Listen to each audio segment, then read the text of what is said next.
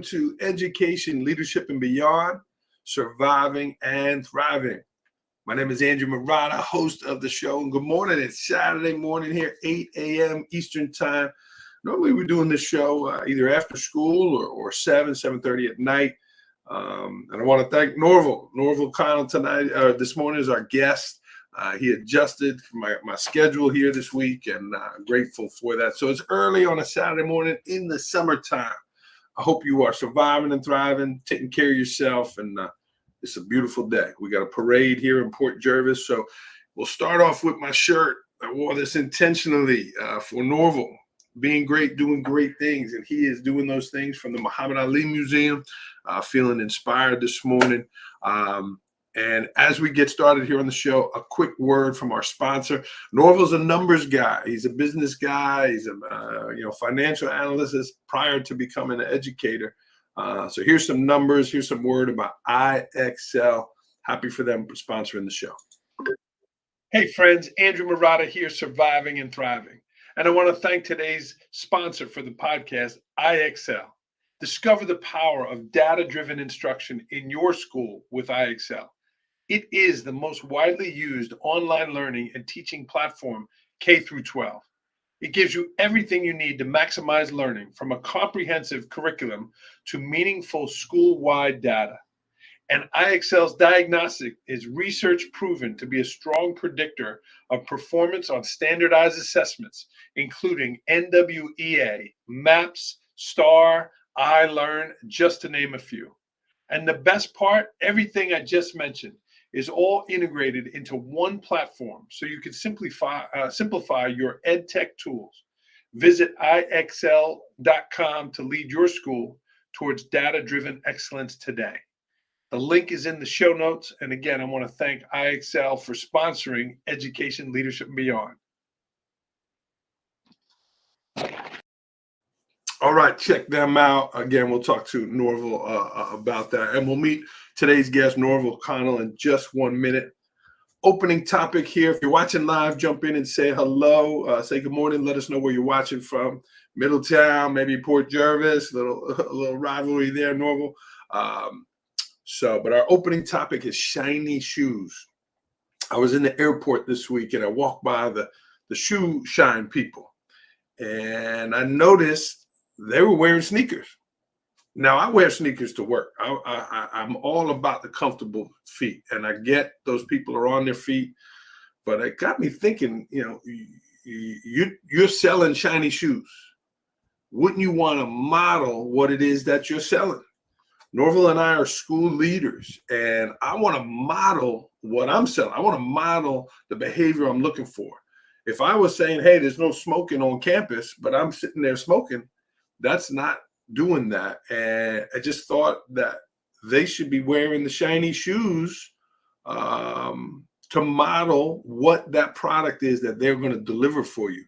Yes, they got to be comfortable. I get it. But I thought those people shining the shoes should have shiny shoes on to model that behavior. So as you are on your journey, as you are moving forward, whether it's in STEM in Middletown or wherever you are, Larry Dake Binghamton, model that behavior that you are looking for in others. And generally, that's what you're going to get in return. So enough of me chit-chatting. Let's bring today's guest in live from Middletown, New York, Norval Connell. Welcome, Dr. Connell. Good to see you. I'm happy to be here, brother. Thank you so much for having me. What an intro. I love it. It's true, right? It's true. Oh, it's amazing. It's so aligned to where my head is right now. Because I'm thinking about, yes. Go ahead. If you want to know truly who you are, if you want to do that, right? The idea is that you have to exemplify the things that you value. So you can't say and you can't teach one thing while live in another thing, right? And that's the truth. So as an educator, as an instructional leader, I can't walk in and I can't say, hey, you do this, but not practicing the same thing. Exactly. So we have to model our values. And that's crucial. Very powerful. Thank you. I was just hoping I could help you with this Sunday sermon. Maybe you could work that in. I think I'm going to use that one. I love it. Can I use your story? Absolutely. Yeah. Got it. Absolutely. Thank you. I will. Friends, this is Dr. Norval Connell, and in just a couple seconds, you can feel his positive energy. You can feel his joy for education, leadership. You can feel it in just a couple seconds. But Norval, good morning. Thanks for Good morning, joining sir. us. It's an honor to have you on. How are you doing this morning? I'm surviving and thriving. I love it. You know something? I think about all the things that we're doing. And what the word that comes to mind is impact. You know, I've always wondered and thought about my life. And the question is, what is my impact? And my impact is in the people I interact with and the changes that we make, right? Constantly. Whether we're an adjunct professor or an instructional leader, you know, whether we are an administrator or just a coach, whatever we're doing for somebody, what we're doing is it's meaningful and it's making an impact on somebody else's life. And I think that is what. So I'm surviving and thriving, brother. Enjoying it. Thank you. Great point, Norval. Again, back to the airport. I got talking to the lady. Her daughter works at NBC. She's an intro NBC, and she feels the exact opposite of what you said. That the work she's doing is not impacting anybody. She feels like a tiny little cog in a giant wheel, and it doesn't matter. Opposite of what you said. So I was telling her to come join us in education. Absolutely. I tell you, but I've been there. I've had that story. And I think we'll talk about just a little bit later. But yes, I've had that story where I felt like I didn't have an impact. Yeah. No, right. I'm found that area. I've found that space where I have a voice and an impact, and I can see the outcomes. Well, And and it's amazing. let's jump right into that. We could jump down there. You know, you came from a financial background. You worked on Wall Street. You were doing something different.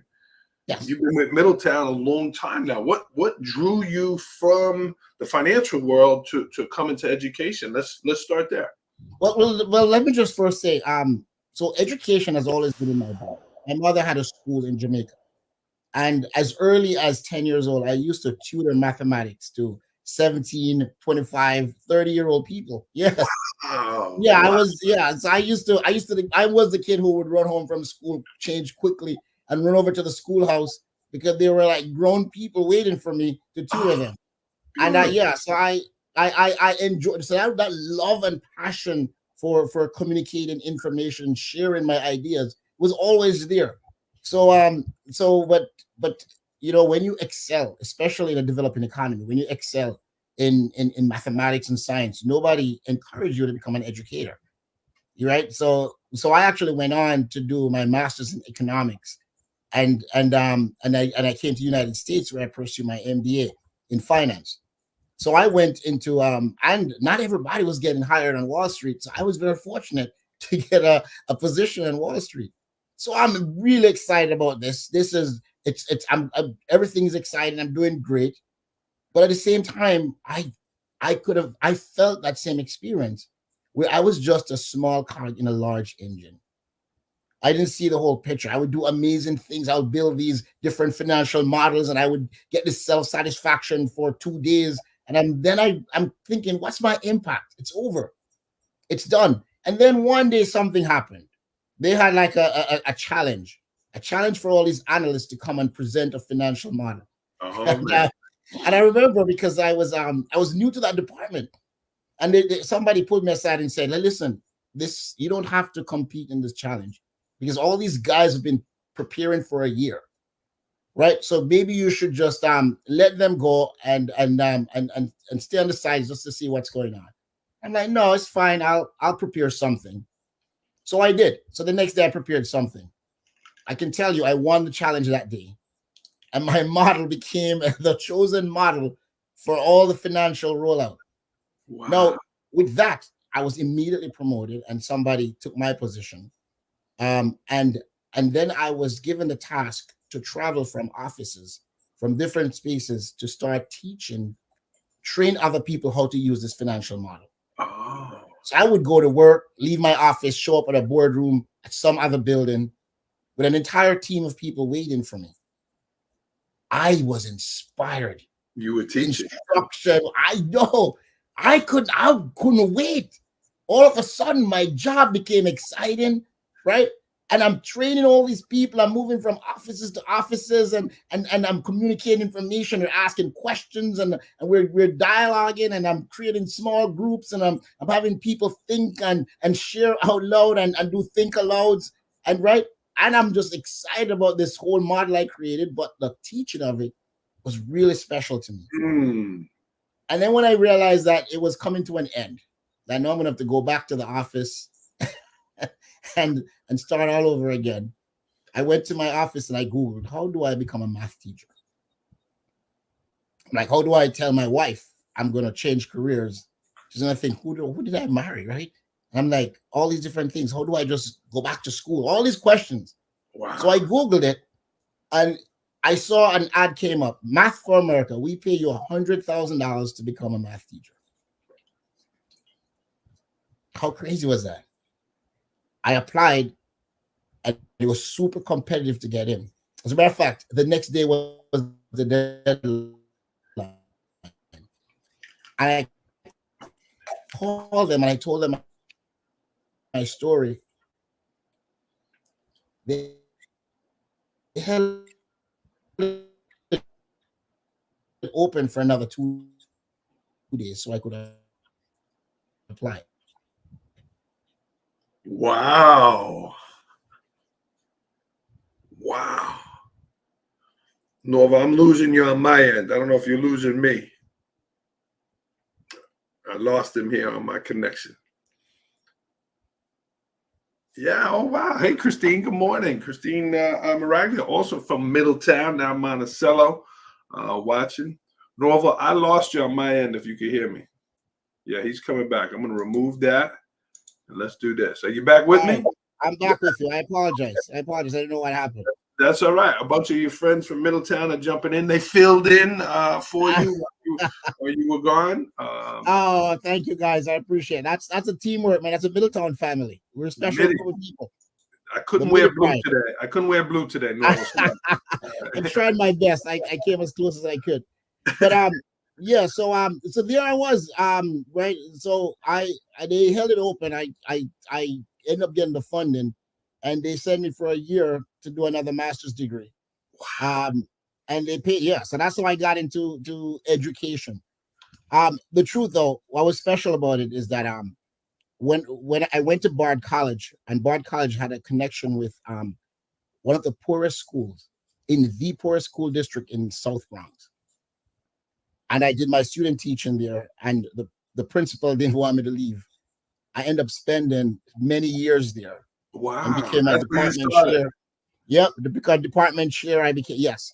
But I can tell you that was a really special school. A school with the needs I've seen when I started there would bring tears to my eyes. The students would not leave. After school, they'll hang out in front of the schools, and I wonder, what was this? What was going on? It turned out that a majority of them lived in the shelters in the community, and they could not get in because they're underage. So they have to wait until their parents get home before they could go in. Right? And that kind of changed I saw the need, and it was so hard to leave them because that changed the impact I was making, my view on what it's like, what public education is like. Wow. So then I got into using all the skills I've developed in finance, brought all those things in, starting doing data analysis, all these things. I became a data specialist for the school. They shifted around my schedule, and I started teaching college math. I'm doing all these different things, like wearing multiple hats, department chair, teaching college maths, being a data specialist. And I realized that I have a desire to be a school leader. And the principal that was there really wanted to push me to that direction. So I went to Fordham University. And that's why I became an assistant. That's why I transitioned from becoming an assistant principal. Hence, coming to Middletown eventually as an instructional leader. Wow. That's the story. Yeah. God, what a beautiful story, Norval. Wow. Thank you, Michael. And you took all the skills from your whole life into creating these different positions. It's a wide skill set you bring to the table. So I worked with Dr. Robert Moses on an algebra project for a summer, right after I finished my master's in math. And he said to me once, he said, a true educator will use every skill set they have. They'll bring everything, whether it's professional, whether it's from coaching, whether it's from track and field, from athletics, whatever it is, you're going to bring that into the classroom with you. And he's passed on now, but I've never forgotten that message. That when we walk into a school building, we're bringing everything with us, all our experiences to help it to grow. It's very true. Yes, sir. Yeah, it's very true. Wow. Well, that is a beautiful story, Norval. And again, I'm looking at the degrees on your education. Beautiful.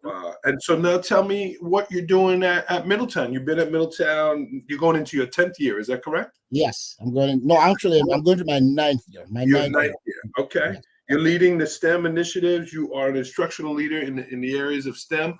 Yes. Talk to me about that.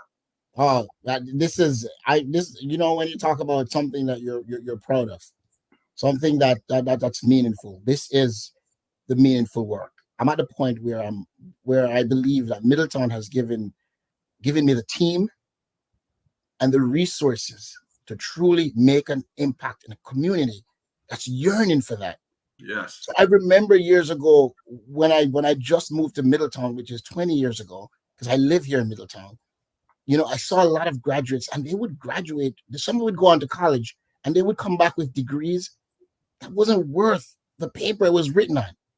They couldn't get a job that would change the economy or wouldn't change the trajectory of their families, right? And I've always wondered, what is the impact of a school district if our scholars are not coming back to change and develop the economy that we have here?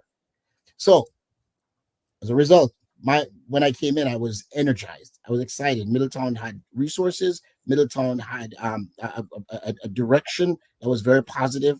But we saw the academies. So one of the things that I've partnered with is I've helped to grow the academies. So we have Academy of Finance, Academy of Engineering, Academy of Health Science, Academy of Information Technology. We also offer within those academies dual enrollment. So our scholars are earning college credits as early as 9th grade, right? I've developed a thriving computer science program with Siena College that our scholars are starting to learn computer science as early as 6th grade. And one of my goals is to actually develop that. So we have a K-12 computer science program. Wow. Right. And they graduate with 10 college credits from just that program alone, with several learning several computer science languages, Python, Java, and the whole works. But the idea is, and Norval, these are at no cost to the students, correct? Absolutely. Yeah, that's the beauty. Think about it. That in Port Jervis, because you guys were doing it. We said we got to make this. Absolutely. Yeah. Think about why that is important. That's important because you'll only have, remember, it's a story of the have and the have-nots. If your economy is surviving, but also thriving, it means that everybody will have access. Yes. And we talk about this at LIU a lot, right? In our classes, equity versus equality. The truth is, if you're going to provide equity, then it can't be at a cost to families, because it will completely remove people because of their economic background. Correct. Right. So the Middletown model works really well in terms of that. So the idea is that if the model works, then it's for us as the educators to create the pathways. And I can tell you, my friend, if I should read to you the list of majors leaving Middletown High School to go on this year, it brought tears to my eyes. These young people leaving Middletown for the past 2-3 years, they're leaving to major in these amazing STEM careers that will make them problem solvers for centuries to come. Remember, the things that we teach in school, remember, that's the thing. The things we teach, the things that we're traditionally teaching in school is not preparing them for the world that's coming. Correct. But what STEM has done is that STEM prepare them with the problem-solving skills and the aptitude to acquire new skills. So no matter what happens in the future, they're going to be ready to be players, to make an impact, and for the next 10, 20, 30 years 40 years. And that's the work I'm doing. The work I'm doing is that I'm working within the school district to create a generation of learners, of STEM thinkers, of problem solvers that will change not just the world, but especially the economy of Middletown, New York. I love it. And beyond, outside of And Middletown. yeah, absolutely. But we want to start here.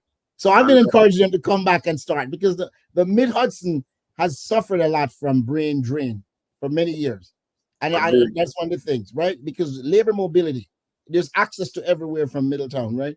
And from the Mid Hudson region. So I know you have the same situation in Port Jervis. I know most of the other schools here have it. So there is a desire to encourage people our scholars to come back, to partner with us to build industry and to build to build this economy. Not everybody will come back, but we're hoping to get some back. I love it, Norval. This is so inspiring. Your story is so authentic and beautiful, and you're doing the work there. Norval, let me ask you this. You have a tremendous spirit. Those that are watching that know you, a lot of positive vibes, but there's a smile, there's a warmth. Even when I first met you, you know, hey man, a hug and you grabbing me. It was beautiful. How, you know, was this from your family? Where did you get this inner positive energy, the smile? You always just seem very energetic and enthusiastic about what you're doing.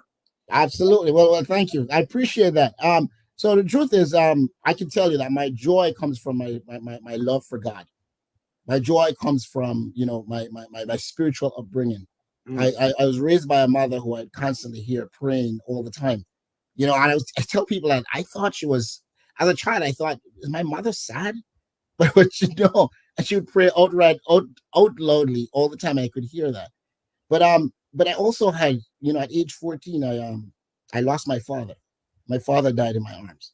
And I think that when I realized in that moment, right, I spent the last 24 hours of his life with him, the two of us together. And I could hear this man trying to pour everything in, a lifetime of experience in my head in 24 hours. And I thought about it. And even walking away from that moment, I'm like, I'll never be the same anymore. I'm going to live every moment to its fullest. And I understand that none of us are different. We're all on that path, right? We have this very short life to live. Why not live it to the fullest, right? And so I try to spend every day living that life to the fullest. I try to be honest, to be fair to everybody, to apply equity to wherever I can, right? And I try to make sure that I'm a person of my word. But can you imagine how it feels when somebody just honestly and openly greets you? It changes your day. It Yes. changes your moment. So I'm giving to somebody exactly what I would like them to do for me. Wow. I walk into a room. I want you to know that you're welcome in that room. I don't know if you ever met my wife. She's the same. I don't know. One day I'll introduce her. Yeah, she's amazing. So Wow. she would have, yeah, when she lights up her room, she walks in. She everybody, like, she makes people comfortable and she invites them into that space. So we try to do that. And as you say, we model that for our own children. Yeah. When they go off, they can do that. The world is better when we treat people the way we want to be treated. Absolutely, Norval. Again, what another beautiful story about your dad. I did not know that, Norval, and wow, that is a beautiful story. And what you've done, again, you've taken that and you've done something beautiful with Yes, it. sir. Norval, you mentioned your daughters. You have two daughters, and your oldest is going to Cornell Yes, this sir. fall. Congratulations. Thank you. Norval, tell me, as a parent, like, you must feel so proud. Again, talking about your educational background, your mom running the school in Jamaica. What does that mean for you and your family with your daughter going to Cornell? It's to me, it's more exciting than anything that I've ever accomplished on my own.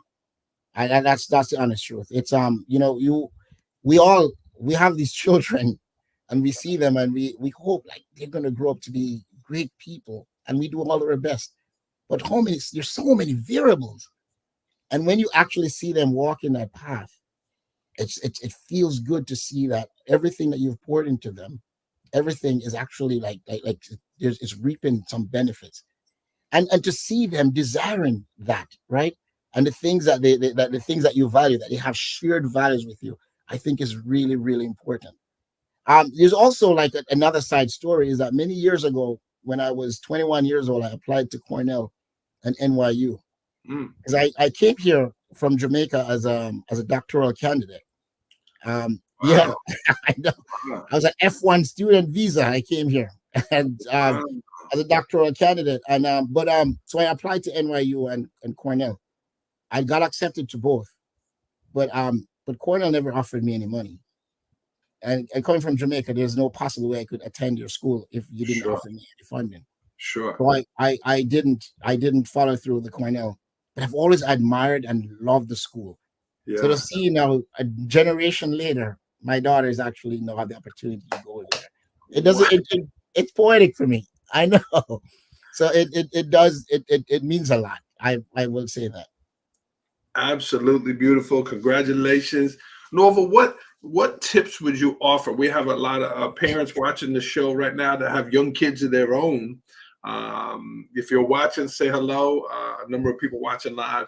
What tips would you offer, Norval, to the parents that want their child to go to a great university or a great thing? This just doesn't happen by accident. There are skills, there's things that you did with your family to help make that happen. What would you Oh, offer? oh, absolutely, absolutely. So I know people have all different algorithms of things that they'll put together. One of the things that I would definitely stress is learn learn who your child is and who they're becoming, right? And I think that's really important. Like spend time with them to see what are their passions, so you can learn to say, wow, you're really good at this. I see that you like these things. Because what that does, it allows you to dream aloud.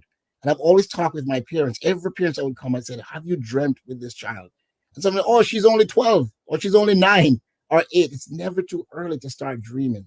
Yeah. Dream about things, right? They're in their stage of moratorium where they're exploring so many things in their minds.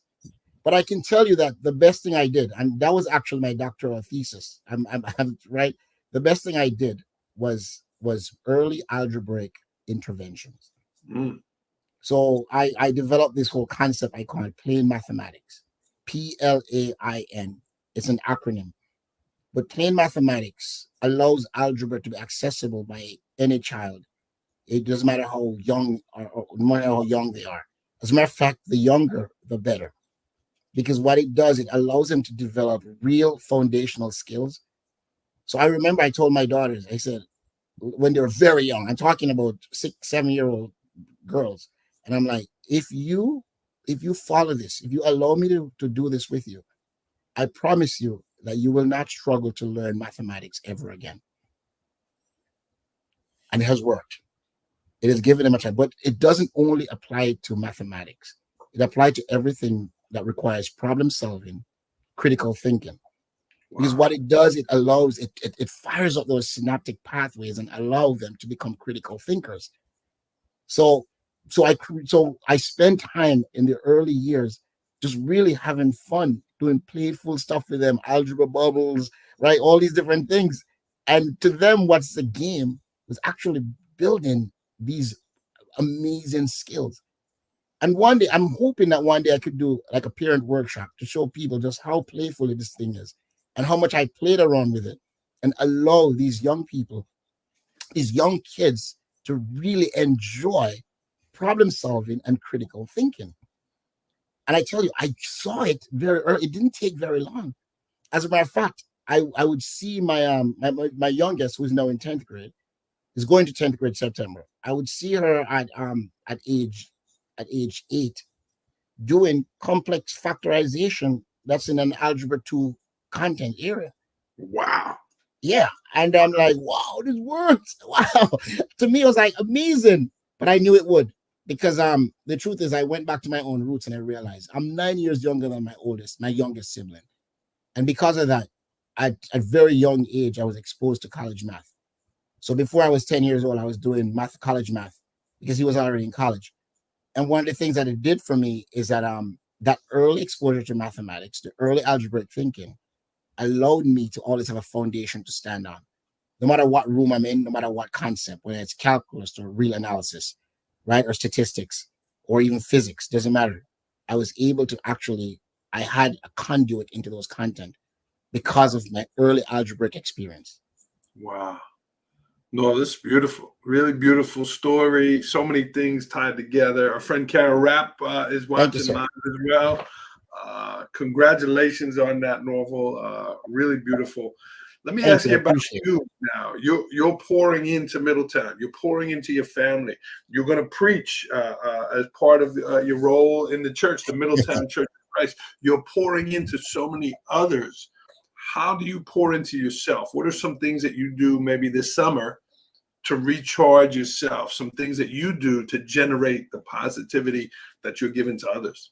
You got it. So I spend time reading. So I read the Bible. I spend time reading other just learning. But one of the things that I must share with you is that I love to karaoke. I, I have my own setup here that I there. It's not strange for my daughters to see me just plug in the microphone and I'm just karaokeing on my own. My wife is actually a really good singer. I try, but I do enjoy karaoke. I love to be put in that place of discomfort and build something out really beautifully. So I do that. But I must say that my family is a place of sustenance for me. Yeah. I spend time with my girls, my mother. My mother lives right next door. So Oh, beautiful. I'll go over and have dinner with her sometimes. We'll have lunch, we'll talk. But the truth is, I married my wife for a reason, is that she is my ultimate, we spend so much time together. We walk, we talk. She really, right, and she has a very busy career too. So I think we do that for each other. Like we spend time just encouraging, walking, talking, venting. And one of the reasons I laugh so much is that I'm actually quite a good comedian in my house. I think they may think I'm corny, but I give them another joke. So I'm constantly goofing off and giving jokes. So I spend time, doing that. I love it. I love it. Wow, Norval, this has been so fantastic, and congratulations on all these great things happening. But they're not by accident; they're on the course of what you're doing. Wow. Yes, sir. Norval, Thank you. I would have to ask you as a numbers person. I know we talked off air. Yes. IXL sponsors the show. Yes. You've been familiar with IXL, and as a data analysis person and someone who bringing it together, IXL must be a great tool for you. Oh, Tell me about your experience using IXL helping kids. absolutely. I can tell you using IXL as a parent. So in that process, remember, fluency is extremely important. So fluency is not something that just doesn't happen. It takes practice and feedback and all these different things. Well, IXL does that. IXL gives up so as a parent, I remember I would allow them to go on and practice, and they would get the ones they get wrong, they'll get to do it over, and they'll get to go through this reiteration.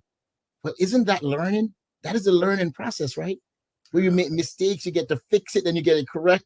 Then all of a sudden you get the score that you want. So I think I loved it. I loved it even before using it as an administrator, as an educator. I loved it as a parent. Beautiful. But now let's talk about it using it as within the school district. Well, we offer the NWEA maps, so all our scholars have map scores. Well, that data is fed right into IXL, Yeah. right? So now when our scholars log on, there is a prescribed program for their path to success based on the data that has been collected on them. No, there's nothing more important than that.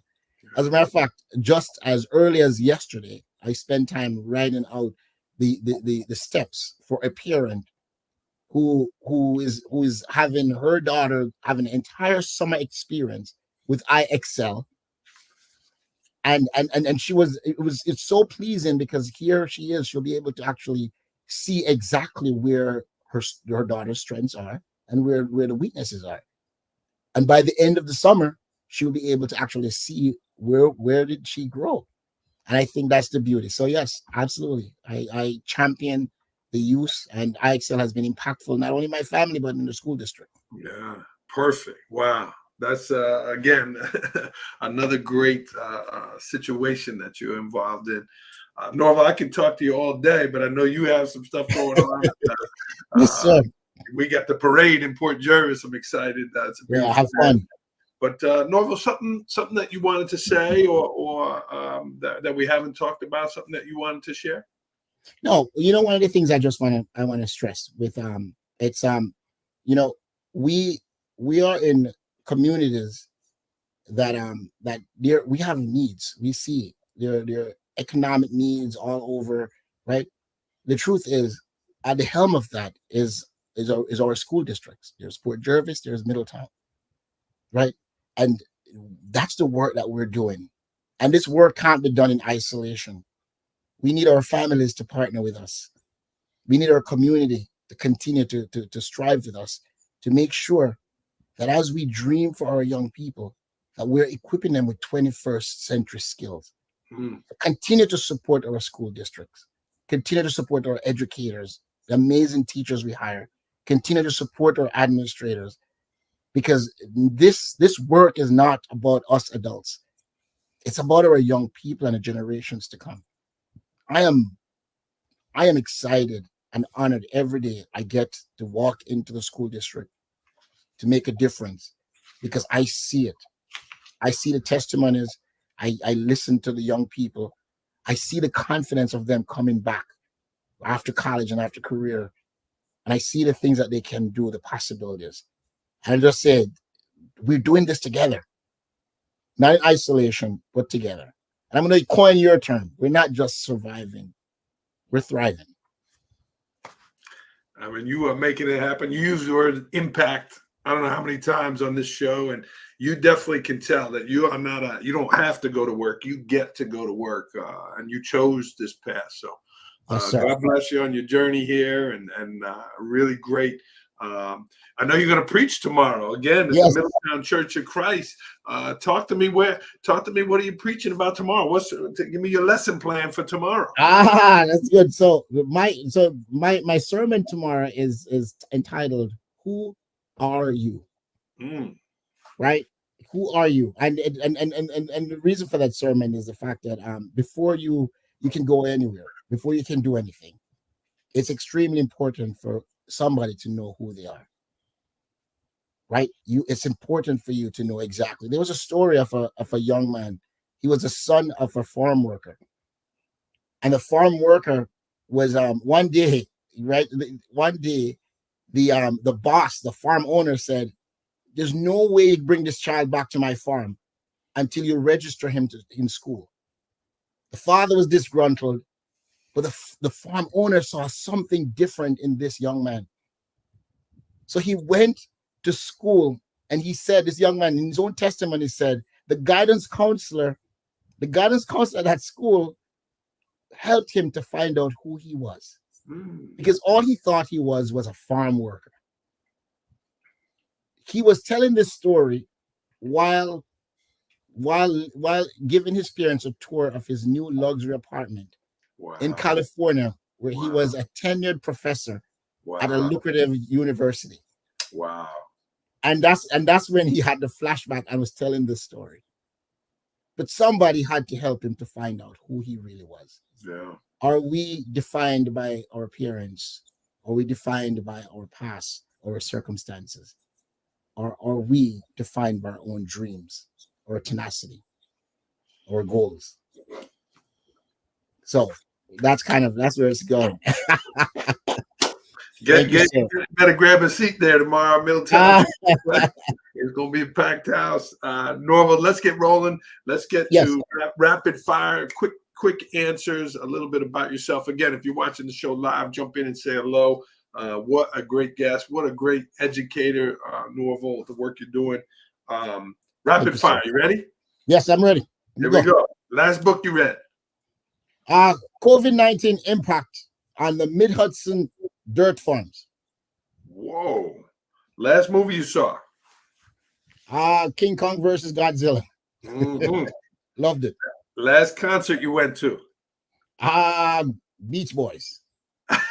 and the Temptations. You working on your karaoke? I mean, I know.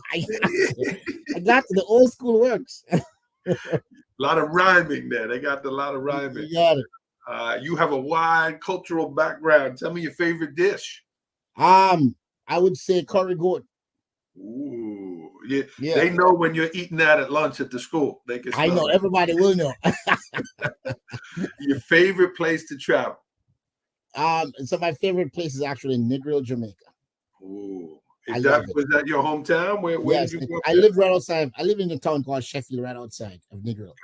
The Negril, you can smell the beach. You can smell the fresh sea breeze all the time. Favorite singer? Whitney Houston. Oh, Dead or alive. the movie was it was beautiful, but it was so sad to see her struggles with drugs. It is sad. But I've never heard a more powerful voice. Yes. Yeah, she was something. She was something else. Well, here, this is it. I mean, this is in my list here. I didn't put this in there for you, Norval, but what's your number one go-to karaoke song? Oh my God, you had it there? That's crazy. Yeah. Absolutely. My number one go-to karaoke song is Eric Clapton, Tears in Heaven. Oh, slow moving. I know. People are like, you start a party with such a sad song, but it matches my vocals, I think. I think you should go with I Want to Dance with Somebody with Whitney. I never try a Whitney. It's too much. Oh, it's too ambitious. Bob Marley or Usain Bolt? Oh, of course, Bob Marley. Oh my God. I love you, Usain Bolt. Well, both legend. representing the country so well. This summer, I will fill in the blank. Yes, sir. I lost you. Say that again. This summer, I'll be planning my trip. This summer, I'll be planning my trip to Morocco, which I'll take in early fall. Let's talk. I've been. It's a beautiful place to go. What's a pet peeve of yours? We talked about a lot of your passions. What's a pet peeve of yours? One of my pet peeves is that for me, I like to make sure that people are welcome. That people, when we're not just welcome, but when we're partying, that we don't part on miserable terms. So no matter how heated our conversation is, I like to quell it before we leave. It's right. Let's have some resolution, because it's not me against you, right? Even though we may disagree, but how do we close this meeting? And I always think closing the meeting is just so important. And so I spend more time on the closure than even just the beginning. Jamaica is fill in the blank. Jamaica is the greatest paradise in the world. Oh. And I put against what anybody says. It is home and the greatest paradise in the world. One thing you're curious about? I'm curious to see what's going to happen in our communities in 10 years. Where are we going? I'm curious about that. That's true. I see some of the development. I'm a big economics guy, right? So I see all these different things. I'm curious. We're putting all these pieces together. What's the direction? Where are we going in 10 years? Yeah, you're making an impact there for sure. Something about Norval Connell that people do not know about. I think a lot of people in my school district have learned that I love to karaoke, so I won't share that one.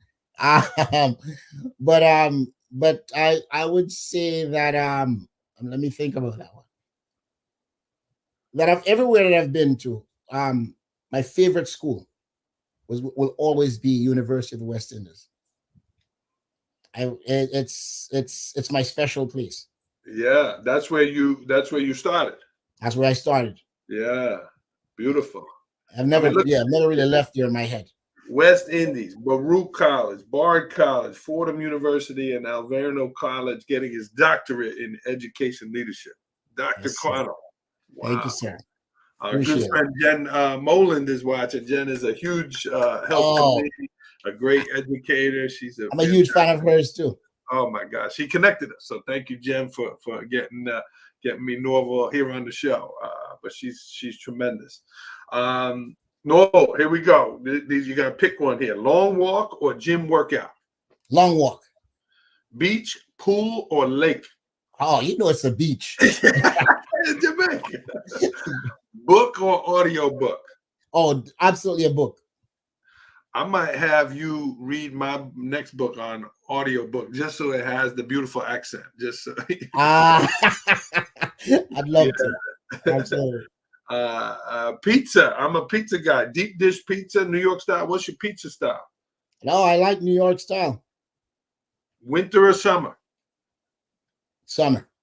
Cash or he's a financial guy. Cash or credit? Cash. Cash from the financial guy. Okay. Yeah. Morning or night? Because of interest rates. That's the thing. That's the only thing. Yeah, man. Morning or night? Morning. You were up late last night, though. You liked my tell. 12:30. Yes. I know. But I'm also a morning person. My brain works better in the morning. I just stay up late at night. Yeah, I'm a morning person for Pardon sure. Surviving or thriving, Norval?